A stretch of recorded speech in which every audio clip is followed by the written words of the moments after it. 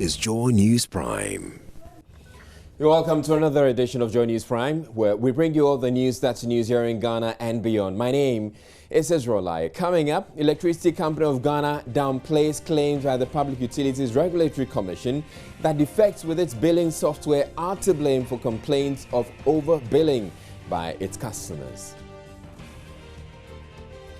Former Black Stars defender John Pencil denies charges he assaulted the East Legon police commander. His lawyer says he will prove it in court. 461,000 candidates begin their basic education certificate examinations across the country. And coming up in business, Transport Minister justifies Cabinet's directive to Ports and Harbours Authority to take over Tema Shipyard and Dry Dock, but unions remain divided over the decision. Now, parents in the northern region town desperate to get an education for their wards are offering to work on the farms of volunteer teachers. That's how far they're willing to go in the absence of a school with teachers. Also in the 2-hour bulletin will be sports, entertainment, Joy News Interactive. In this bulletin, which is also available on ABN television in the UK. Stay tuned.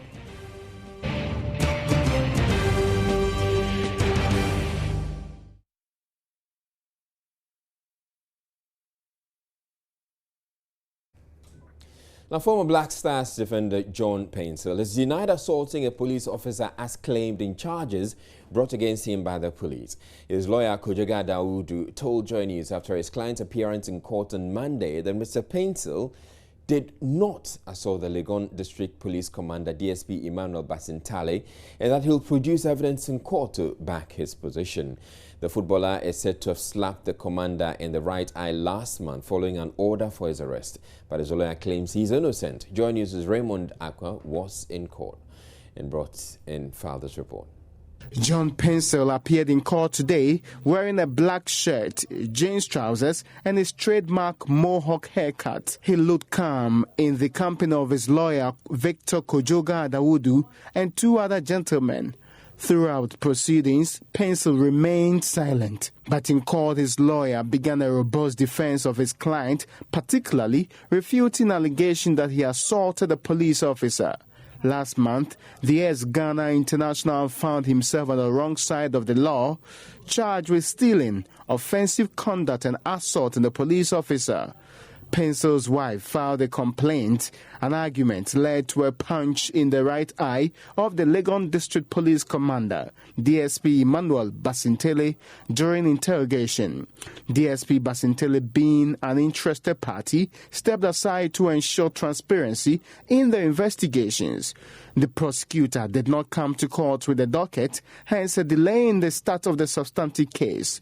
Both parties agreed then to continue tomorrow. In an interview with Joy News, lawyer Dawudu insisted his client is innocent. Yes, he's happy that, yes, finally this case may come to court for him to vindicate himself, that he's not a violent man as people think he is. 2, he's also been because it brought him some few challenges, and he wants the whole world to know and prove his innocence in this whole scheme of things that is happening. But those who say that this might be something that could be resolved and not necessarily taken to court, have you considered that option too? It's a criminal matter. Yeah. They are bringing us to court, and we are happy to be in court. Because if we have, I believe that few people had spoken, and it is the state against us. We cannot go and say we want to negotiate. Yes, the court rules allow that we could, but we are here. And we want to actually prove our innocence to the whole world. Let the whole world hear. So we will see what happens in court tomorrow. So your case is that he did not assault the police officer? It never happened. The circuit court then adjourned the case to Tuesday, June 14, 2016.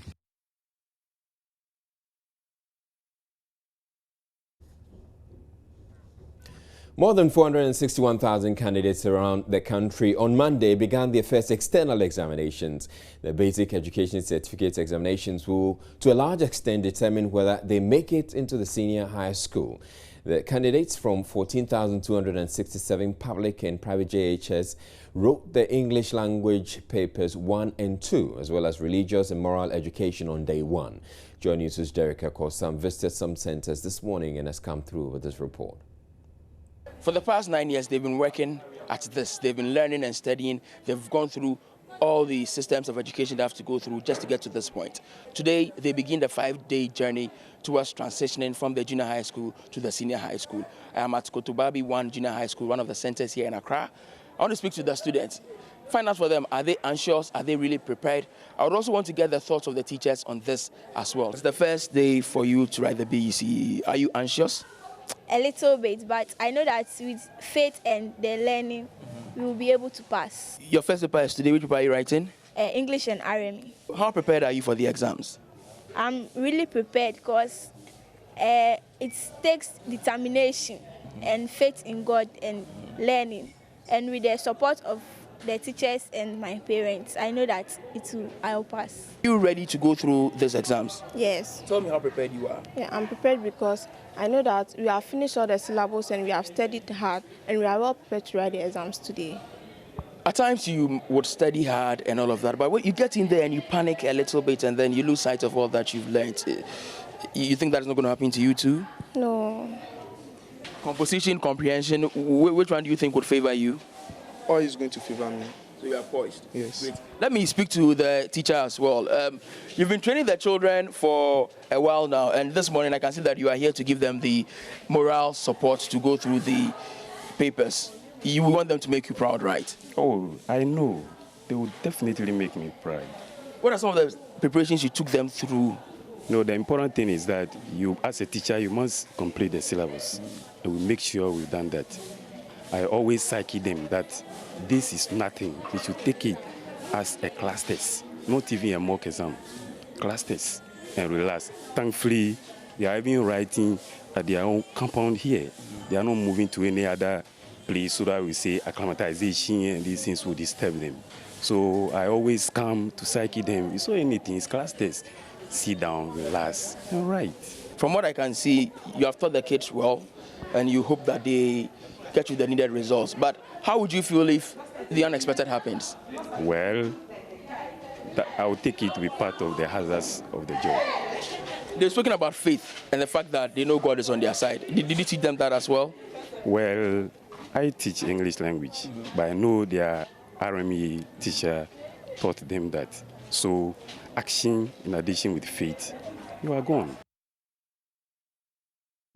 Well, prior to Monday's papers, the West African Examination Council, WAEC, said it had instituted stringent measures such as flying question papers to centers to avert leakage of questions this year, following widespread leakages in previous years. A number of centers reported delays in the arrival of the English language paper. At the St. John's Grammar School Center here in Accra, for instance, the exam was delayed by some 20 minutes. Joy News also spoke with the Deputy PRO of the Ghana Education Service, Peter Abledu Golding. Yes, the region has a team, so I'm part of the monitoring team for Ghana West Municipality. And St. John's Grammar is one of the centers we are assigned to. We've been here, we had St. John's Grammar houses 3 centers, Center A, B, and C. Now, we are having 10 absentees in here that are not present to write. The place is supposed to have a total of 1,170 students, and we are having 46 schools that should be writing at the center here. So far it's good. Just at the beginning, we had the papers late, about 20 minutes late. Our understanding was that the municipality is having one vehicle conveying the papers around, and that has delayed the process. But they were able to start the paper, and it's ongoing very well. Accra High School and Achimota Preparatory School Centers in Accra, the regional manager of the Islamic Education Unit, Sheikh Arimaya Shaibu, said there had been some improvement in the organization of the exams. The change I have noticed this year is that a big hall has been provided and all the children have been assembled here. Classroom, the hall is very well arranged, wise, spacious, very airy, and so much of light in the room. And I think that it is calming for the students because nothing should be intimidating in the environment, so that they can come out with the best out of them to be able to excel. And I think that and the positioning of the invigilators for me is also very good because it's quite spacious and they have all been spaced out very well. It allows for independent work. And the invigilators are able to see every corner. They have so well been positioned. And it gives me assurance that nothing untoward will take place. There'll be no copying. And I can see sign of discipline among the students also. Well dressed, very well. They look very, very clean and all focused to do their work. So I have a good impression that with such an arrangement, if it happens in all other centers, I'm sure that something good will happen this year. We don't hope to have the disappointing information of a leakage of papers, and I pray that no information like that comes to us. The laws are there now. I mean, it's criminal, I mean, to engage in those malpractices. So if you are caught, you go by the law. We don't hope that it happens for any examination centers papers to be cancelled this time. If you are caught and it is true that you are doing the wrong thing, you'll be picked by the police. But if there's a widespread leakage and the indications are clear that there's a widespread leakage, then truly the WAEC has got a mandate to take the necessary action. If in their judgment the best is to cancel the whole papers and get them rewritten, why not? I support, but to deny them completely the right to write examination because it's going to affect them in their future progress in education, that one is not the best in the interest of the children and the interest of the nation. But if they have done it, we create the room for them to rewrite now, this time on a more stringent circumstance that no such leakage can take place. John News meanwhile spoke to some of the candidates and the supervisor after today's papers. The name of the center is Achimota Preparatory School. We have 262 candidates writing the exams here, but one student is absent. So at the moment we have 261 candidates writing. The papers came on time and the structures are all in place. We've told them what WAEC told us, and their teachers too have told them almost the same thing. And the children are aware, considering last year what happened, they are all aware that if any more practices happened, their papers are going to be cancelled. So they are on alert, and that they've pledged to me this morning when we came, they pledged to me that they will be of good, they comport themselves well, they wouldn't bring any foreign material, and I've also assured them that if I see any foreign material, the rules governing the examination will be used. I think the exams was fine. The invigilator wasn't that strict on us, so she didn't give us that much pressure. And the questions that came, they've already taught us, so it was easy for us. Paper started at 9 o'clock exactly, and the supervision was not all that strict, so we were able to, write it, and we are not under pressure also. And the paper, it was not all that difficult. Some of what our teacher taught us came, some didn't come, but we were able to use our mind to write something. As for this first paper, I'm expecting my one. For me, the exams, it went well for me. I was able to write what I was expecting. So me, I know I will get my first choice and my one. There was no pressure on us, so I was able to write it. So far, the exam is okay. Everything we have been taught. So just like normal mock we have been writing in the school, it's normal, just that the questions are different, but it's arranged the same way we have been taught, and everything is okay. We wish all candidates the very best. We're taking a break. We'll be back with more on Joy News Prime.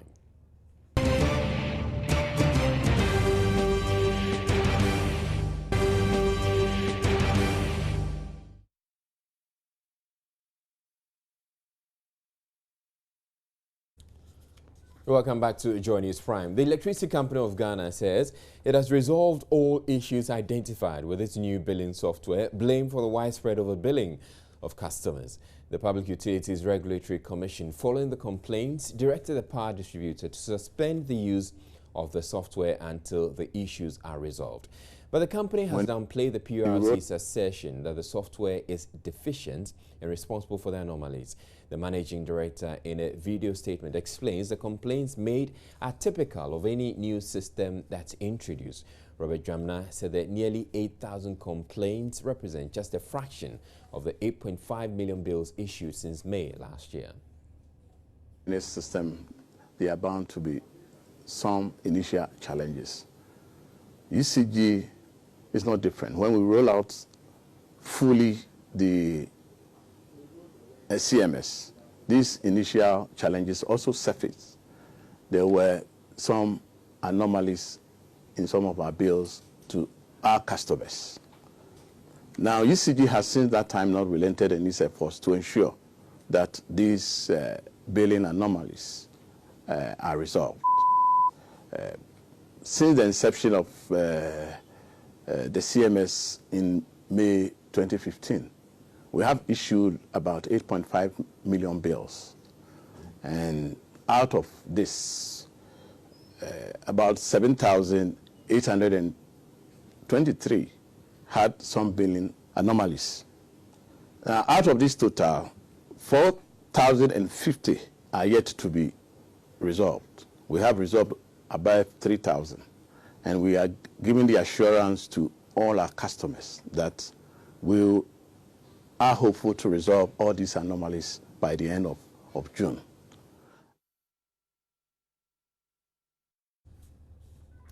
The company has meanwhile apologized to its customers for the challenges they've had to endure as a result.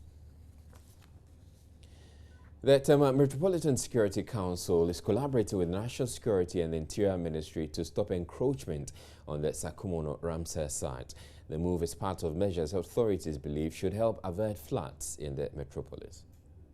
According to head of Tema Metropolitan Security Council, Isaac Ashai Odamton, this will help prevent people from developing deep into the Ramsar site. He has therefore ordered that any development close to the lagoon must be halted immediately. He disclosed this in an interview with Joy News after visiting some areas within the metropolis that are likely to be flooded after a heavy downpour. The first place of visit was Community 5, where some individuals have reclaimed part of the lagoon and erected projects. There was every indication that those close to the site would be seriously affected anytime it rains heavily. Although some structures were submerged, there was no sign of residents, churches among others refraining from building around this area. At Community 3, the areas close to the wetland had begun experiencing some flooding. The situation wasn't different at Community 18, as ongoing developments in waterways were not spared. A bulldozer was carried away by water rushing into storm drain. As city planners, we cannot sit unconcerned because it is not just the owners of the land or the developers who will be affected, but all patrons of such facilities, whether it is the church, it is residential, they will all be affected. And so we're going to be very proactive. But to come from an informed position, we've directed the Town and Country Planning Department to map out the Ramsar site, and so the coordinates now have been done, and the idea is to work with our superiors, the Interior Ministry and the National Security, to grade the Ramsar corridor, and once that is done, we would be clear with the red area, the red area, which is a no-go area, and then the Ramsar reservations which have been encroached. We will look at the situation, create an amber area for those that we can take a second look in terms of regularization, those that we can actually put to use to avoid squatter situations and develop them appropriately. We will do that in consultation with TDC for a better scheming to be done. Meanwhile, Isaac Ashai Odamton believes dredging of the Sakumo and Chemu lagoons will help contain excess water that is likely to cause flooding in some areas. If we do the dredging, we would have respite on this corridor.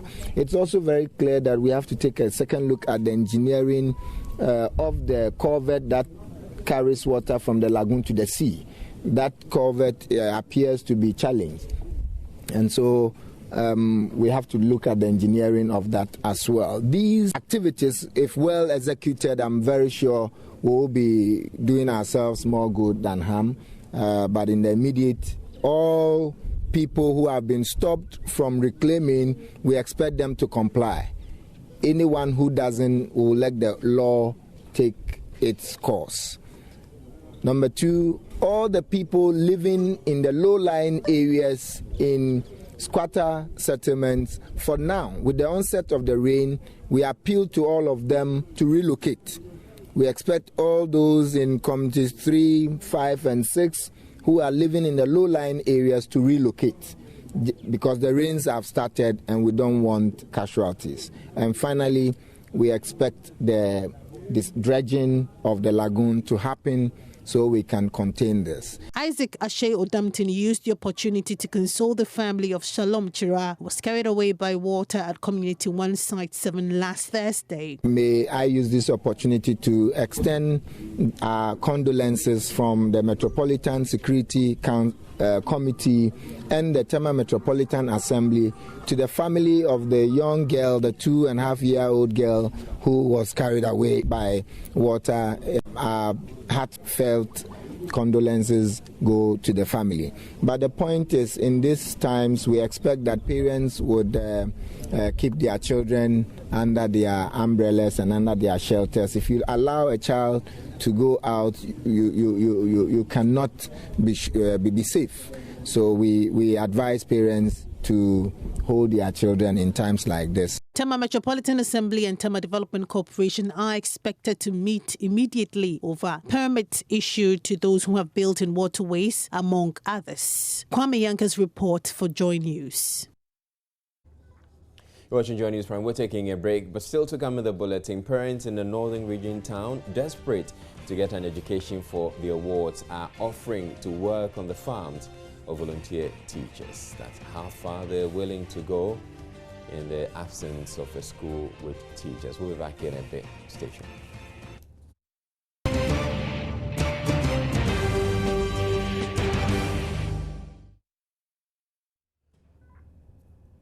Right, so thank you to Emmanuel Bajuriafe for bringing us the business news. In other news, Ghana is set to increase its bilateral trade ties with India to $5 billion. This was announced by the Indian President Pranab Mukherjee during his meeting with President Mahama at the Flagstaff House in Accra. The visit by the Indian President is focused on enhancing economic trade between the two countries. In our bilateral relations and our multilateral issues, we shall have to address those. I am happy that our economic cooperation is going well. Currently our bilateral trade is at the level of $3 billion, but I feel there is full potentiality to make it much more. Therefore I am proposing that let us fix the target of $5 billion bilateral trade between India and Ghana, say by 2020, because we must have a time frame. Our present level of investment is just $1 billion, and we must expand, explore the possibilities. And here I would like to suggest, Mr. President, as you have very correctly mentioned about the 3rd India-African Forum Summit held in New Delhi.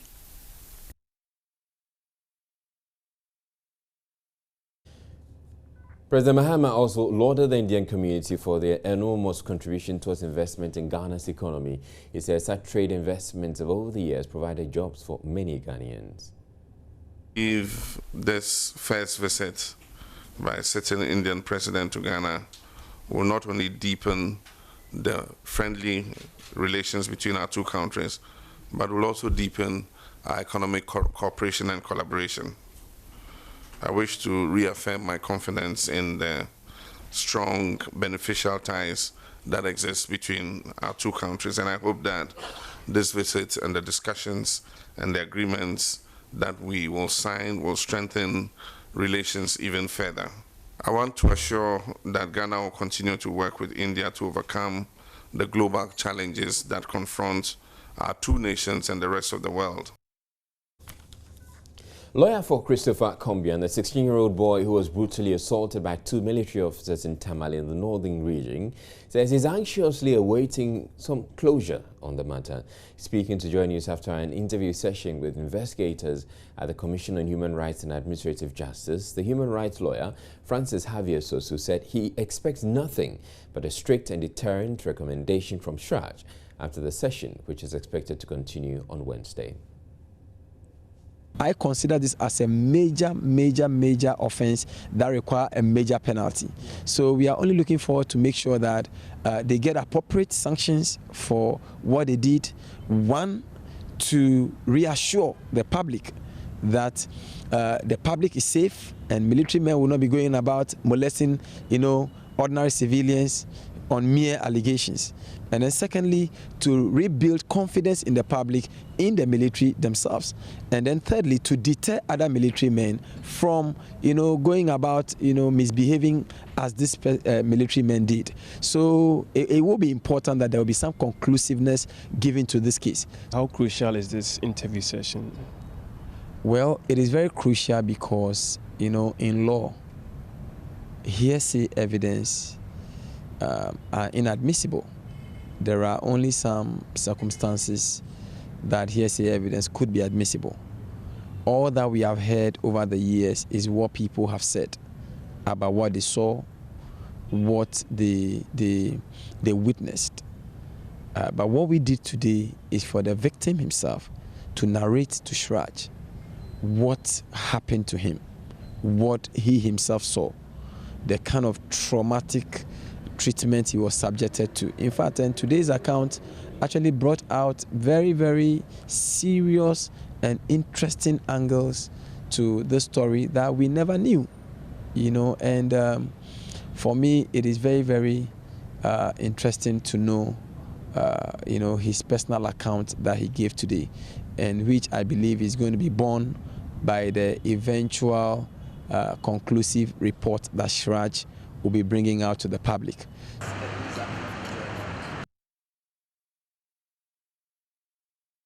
Heavy rains have washed heaps of mud onto the main Accra-Kaswa highway, blocking sections of it.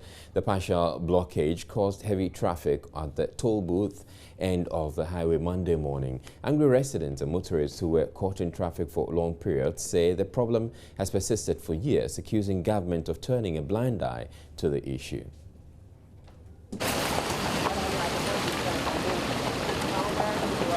A muddy pool right in the middle of the Accra-Kaswa highway, the result of Sunday's heavy downpour in Accra and its outskirts. And for vehicles here, it is a survival of the fittest as they wade through the stagnant water.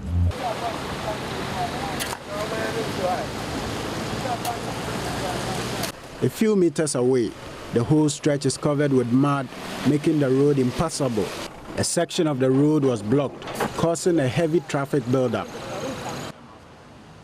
People here blame it on massive erosion from the hill. In spite of that, there are gutters on the shoulders of the road, but parts of these drains have become invisible due to increasing erosion. For many people here, this problem is an age-old one. This man, for instance, is attributing it to sand winning on the hill and government's inaction. That hill was really weedy, but they cleared that sand to construct a road. After construction, they were selling the sand. So since that time, every year we have this happens. But with them passing here, because they are coming, we have their VAs, they go. But we've been picking trotro. We are suffering. We haven't seen V8 or that big cars. Even when we are trying, they are convoy, so they don't have any problem. Other motorists are just angry. It's not good, truth be told. You have to help us, especially the authorities of this country.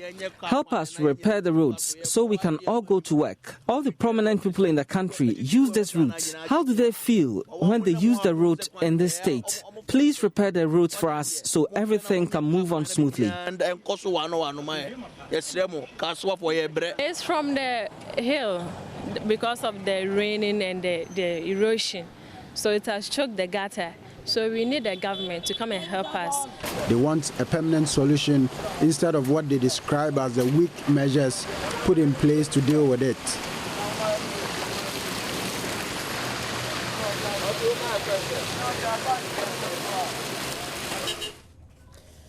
The Assistant Protection Officer of the United Nations High Commission for Refugees, Edmond Korte, has appealed for the assistance of non-governmental organizations and churches to help support in catering for refugees in the country. He estimates that there are about 19,200 of these refugees living in various camps across Ghana. He made the appeal to journalists after a one-day workshop organized in Accra by the UNHCR for media on reporting refugee issues. The workshop also aimed at promoting accurate information coverage of refugee stories by the Ghanaian media. Assistant Protection Officer of UNHCR, Edmond Korte, says refugees in Ghana are mainly from Togo, Sudan, Cote d'Ivoire and the Central African Republic, adding up to about 19,200. This figure does not include those categorized as not having refugee status. He explains the criteria. There are 19,200 refugees in Ghana. Different nationalities, but principally we have refugees from Cote d'Ivoire, Togo, Sudan, Central African Republic. But then there are also refugees from several other countries, but they are in smaller groups. A person qualifies to be a refugee if he meets the criteria of a refugee under either the 1951 Convention or under the OAU Convention. I'm saying this because these two refugee instruments are applied in Ghana because Ghana is a party to these two conventions. So if a person meets the criteria of a refugee under one of these conventions, the person may be a refugee. There are 4 inclusion criteria, 4 key elements that a person must certify to be a refugee. The person must be outside his country of nationality or habitual residence.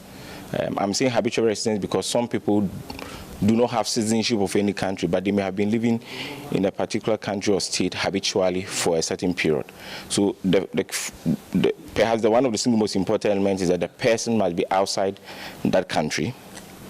The person must have a well-founded fear of persecution, so not simply fear, because fear can be subjective, but that fear must be well-founded. There must be a subjective basis and an objective basis. Apart from having a well-founded fear, it must also be for reasons of either the person's political opinion, membership of a particular social group, religion, race, and then the person must be unwilling or unable to return to that country. Then the person qualifies as a refugee. The Assistant Protection Officer also called on non-governmental organizations and churches to help support refugees and asylum seekers in the country. There are not adequate resources to be able to cater for all the reception needs of refugees who live in the urban area. So unfortunately, UNHCR is not in a position to provide housing to every single asylum seeker who lives in the urban area. And so we call upon NGOs, churches to see how they can support vulnerable people, particularly who have such needs. We're taking a break. Up next, we bring you international news. You're watching Joy News Prime Time for the headlines, but still to come in the bulletin, we'll tell you how President Mahama joined the League of Cool Presidents. Or it was unnecessary.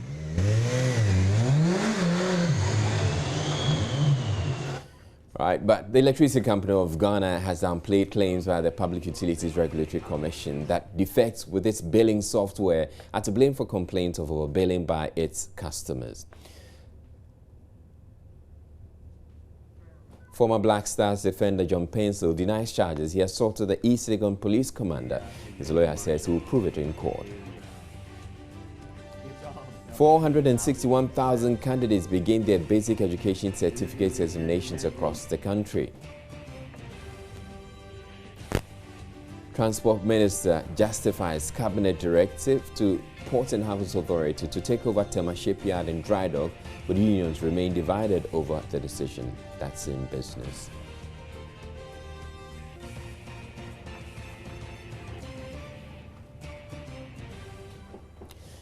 Now, parents at Zurokpumi, a farming community in the Mion district of the Northern region, are not giving up getting an education for their wards simply because of the lack of school infrastructure and teachers. Instead, they have opted to work on the farms of volunteer teachers in the community so they could offer tuition to their wards. The parents say they have been compelled to do so because several appeals to get the community a school has failed. Northern Region correspondent Hashmin Mohammed visited the community and has come through with this report. Zurokpumi is a farming community in the Mion district with a population of about 500. Poverty is very visible in this community. The community has no clean source of drinking water, no electricity, no health posts, no toilet facilities, and above all, live in rickety mud houses. School children learn under a structure built of tree stems and roofed with thatch. That's the best the community members can produce. But even more disturbing is the absence of teachers in the school, compelling parents desirous of having their children educated to work on the farmland of a volunteer teacher from Tamale in exchange for tuition for their children. An opinion leader in the community, Dauda Haruna, says the closest school is more than an hour away and their little children cannot walk there. The issue of the school is a big headache for the community because if your child is not up to 6-7 years and can ride bicycle to Palkware, it means that the person cannot go to school. Those kids that you see going around, they send them to farm, others with their moms to the bush in search of firewood and others, because if you cannot afford a bicycle, it means that your child cannot attend school. Then the other issue we talk about is the water problem. Just that because it's rainy season that I'm able to see the kind of water that they are taking. It ought to be in the dry season. We wouldn't even attempt looking at the water because they take the water together with the animals and a lot of things. Then with the issue of the health, the only available facility here is the Jible clinic. It means when someone is sick, they have to use motorbike to send the person to Jimli before they're able to access any health care. Thank you. Dauda Haruna also complains their wives and children walk for 1.5 hours to the next community in order to access health care. The community also competes with animals for sources of drinking water. Just that because it's rainy season that I'm able to see the kind of water that they are taking. It ought to be in the dry season. We wouldn't even attempt looking at the water because they take the water together with the animals and a lot of things. Then with the issue of the health, the only available facility here is the Jible clinic. It means when someone is sick, they have to use motorbike to send the person to Jimli before they're able to access any. Now, the gradual drying up of the Volta River is not affecting only power production. The livelihoods of many communities along the river are also threatened. For our latest hotline documentary, Volta Struggles, Joseph Opoku-Gakpo traveled to some communities in the Volta region where most young men have abandoned their village and are seeking greener pastures elsewhere because the tributaries of the Volta River have dried up. Here are excerpts. When the weeds started growing in the river in the 70s, Lawson tells me they made efforts to clear them, but they became overwhelmed, and this is the result. They want government to step in with heavy machinery. We are just praying to God to help us one day, especially to bring to let it be clear to the government to clear off the grasses from the lake forest. The situation is same in many other communities through which the Volta River used to run. I pay a visit to Mafia Clamado, another former fishing community. As 70-year-old traditional leader Gershon Kofi Gisenu explains, the river which used to pass through this community was not only a source of fishing, but also occasionally flooded the lands around the community to help crops develop. Since the Akosombo Dam was constructed, 1963, by that time I was in middle school Form 2. They dammed the river. That was the last flood we have seen. From that time up to now, there was no flood. So the weeds started growing. Then it has become a complete land now. Though the water is under the grass is so thick that you can walk on it now. This bridge used to sit over the river, and the entire area you see used to be portions of the water body that no longer exists. More than 10 communities in the area have been affected by the situation.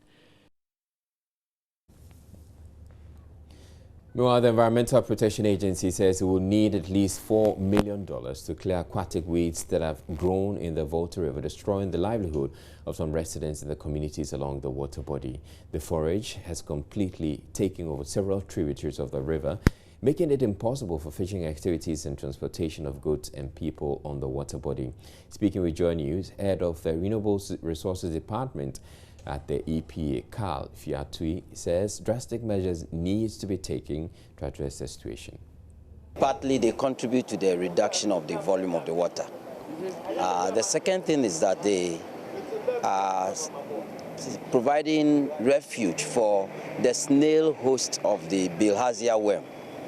And so as a result of the weed, many communities within the lower Volta are affected by bilharzia. So apart from the loss of water for hydropower generation, there are health implications. There is also implication for fisheries. Where the weeds cover, you have very little fish because the weeds cover the surface of the water and they do not allow oxygen to penetrate. But you also talked about the fact that this also have a negative impact on hydropower generation. How bad is it too? Yes, currently it's very serious because of the low level of inflows from the OT and then the White Volta. The water level is significantly low. So when the weed drifts to the turbines, and as they flow, they move with the water. So they lose substantial amount of water that should have gone into power generation. He also revealed power generation could be affected if the situation is not addressed. He says the agency badly needs the support of the private sector. EPA is looking at partnership, actually. We have acquired some aquatic weed mechanical harvesters that we've handed over to VRA to use, but the problem is bigger than what VRA can contain now. We need additional resources to acquire additional harvesters, about 4 more harvesters to be deployed on the lower Volta alone, 1 on the head pond and then 2 probably at the downstream. Yeah, when you talk about addressing the situation, we think that if EPA gets $4 million, we can bring the situation to a level that is below sub-economic impacts. But when you say sub-economic impact, exactly how do you mean? Yeah, when we say sub-economic impacts or sub-economic levels, we mean levels at which the weed will not no longer affect hydropower generation. It would no longer create the problem of bilharzia because areas where communities reside, the weeds will not serve as refuge for the bilharzia hosts, that is the snails that harbor the worms. And then also the fishermen will be able to get their normal catch of fish. That is what I mean by sub-economic levels. Now, the office of the head of the president and head of state usually comes with restrictions, which do not permit such office holders to do most of the things ordinary citizens like you and I are free to do. Well, President Mahama got onto a powerful sports motorbike over the weekend in a stunt that you can say has earned him a place in the League of Cool Presidents. Finally, how can I leave my own president out? President John Dramani Mahama. Over the weekend, he was seen riding a motorbike. Apparently, he was on a mission to check the aftermath of Accra floods.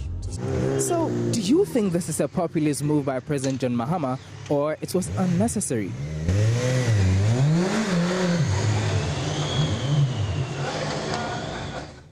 Well, it's a cool stunt. And indeed, there are some first ladies too who have also pulled up some cool stunts. Maybe our first lady may want to try one of those. We're taking a break. When we come back, we'll bring you entertainment.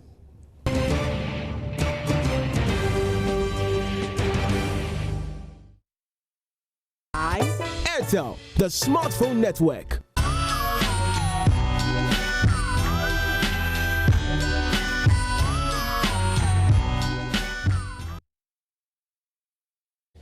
Right, time now for entertainment, and Miss G just dropped from Niger. Welcome. Yes, I just landed, you know, from Eko.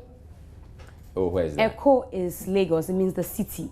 Yeah. That's Yoruba for saying the city. Okay. Yes. Well, welcome back. Thank you must very have had much. a lot of fun. I had lots of fun. It's been an awesome experience, a fantastic one. So and then together, you had Nigerian jollof.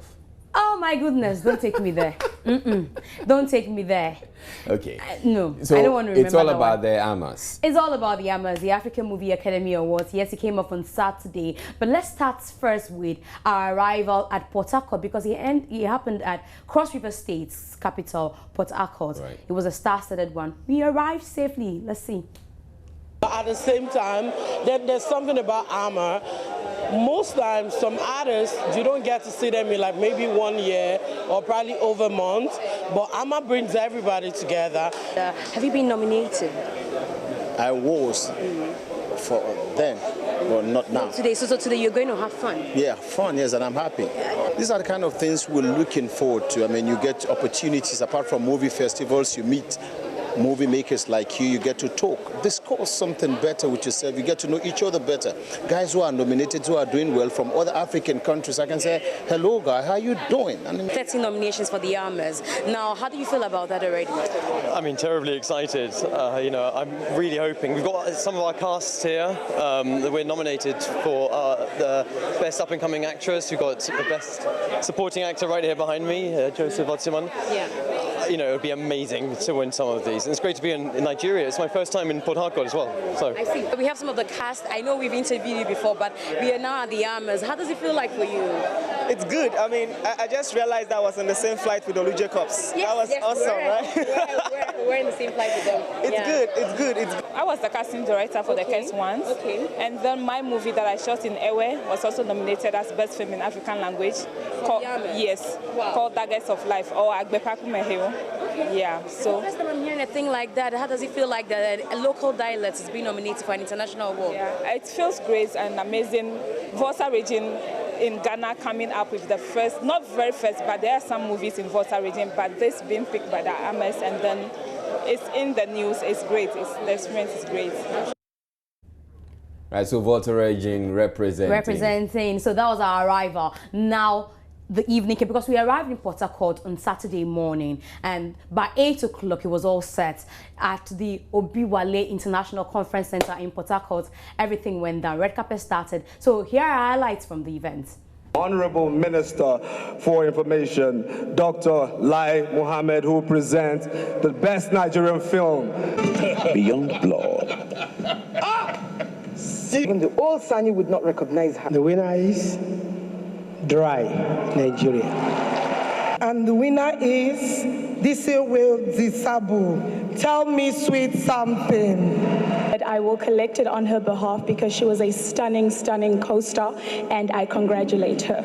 Now, you got the AMAs already tweeting that they were going to see you on the red carpet, so it's a special one for you. Tell us about that. How did that happen?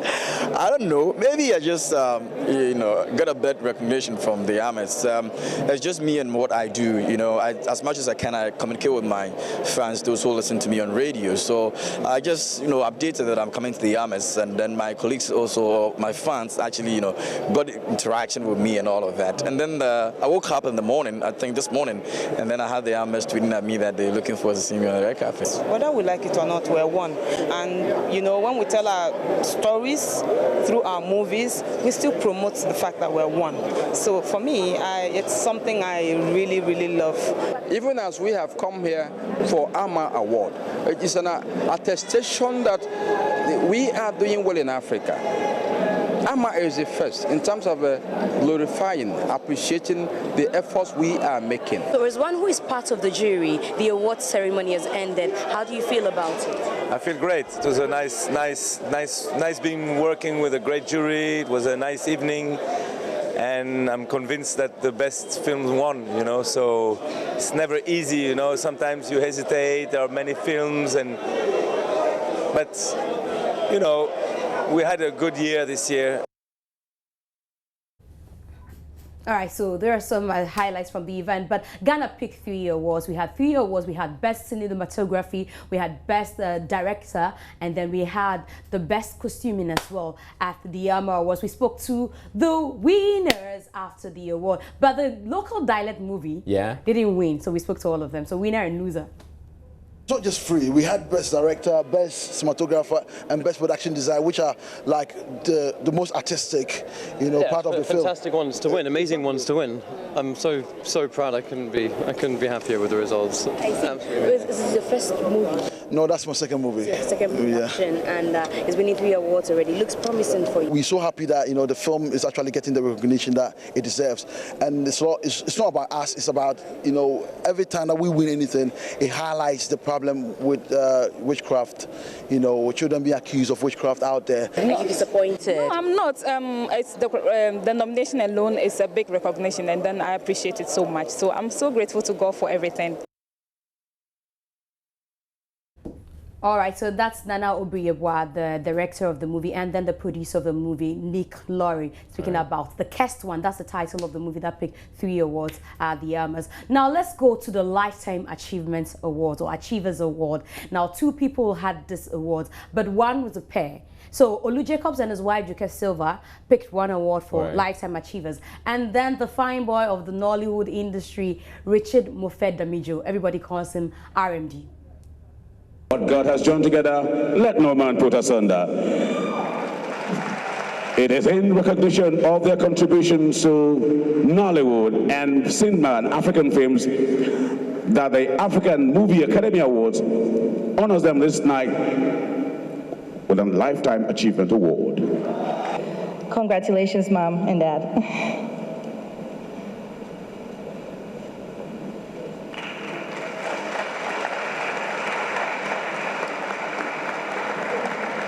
AMA Awards, thank you very much. I really appreciate this. It was so totally unexpected. The idea was just to come, support Peace, because she sounded like she needed support. Thank you. Tonight, he's been honored with AMA Lifetime Achievement Award.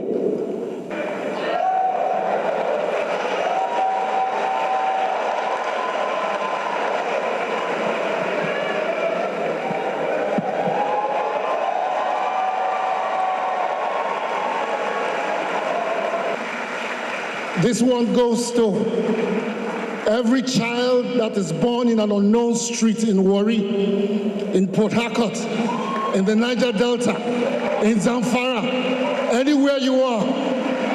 If you believe in your dream, if you stay in your lane and never give up, just like me, from Welfare Road in Warri, you can be standing here today, distinguished company, to thank everybody. Okay, so congratulations to them. Of course, they deserve it. But there's one aspect of the show that everybody I know here in Ghana has been talking about. All right. And Doomso happened at the awards. Yeah, he tweeted about it.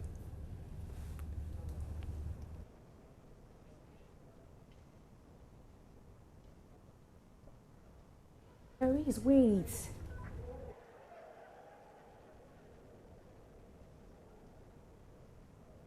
I want to say thank you, AMA Award. Oh, successfully, AMA, we go shine. I there for backstage when the lights go. People begin to gossip, then begin to murmur. But nobody go stop our party today. Who go win? He go win today. So we go celebrate. Oh yeah, I talk, I do, cause I know they all talk and boo. Oh yeah, dance my reggae, dance my blues. I don't my song like they do. Are you ready now? Yeah, my madam, dance for me, my madam. I like how you, madam. I spray you many dollars. Right, but my understanding is that, I mean, as far as they are concerned, Doomso is regular. Yes, so we thought that there was a gen set on, and it looks like it was a problem beyond their control because we sat for 20 minutes with the lights off. And I seriously, I was surprised. In Ghana, I'm sure, but pardon me if I say that our celebrities would have left. Pete Edochie, Olu Jacobs, the big stars, they sat through this 20 minutes. and waited till the light was back because on. they've known it to be normal. Well, but what happened is in AMA Award, International AMA Awards, we had South Africans, Malawians, we had people from all over Nigeria and all over even Ghana, you know, and to think that this thing will happen on that night. You had the governor of Cross River State seated. No, yes, River State seated, you know, so it was amazing to see the lights go up. But it took KC and Harry Song to bring the party back to life. Right. A lot more happening, or a lot more exclusives So from the armors. Yes, and I have a surprise for you. I'll give you the surprise tomorrow. I'm not telling you, neither am I telling anyone else about it, but it's a surprise for you. All right, then I'll wait for that, or we'll wait for that. Thank you very much, and welcome back from Thank you. I cannot enjoy Wache and Ghana Jollof. And Ghana Jollof, Thank you. All right, thank you very much. Up next, we bring you sports.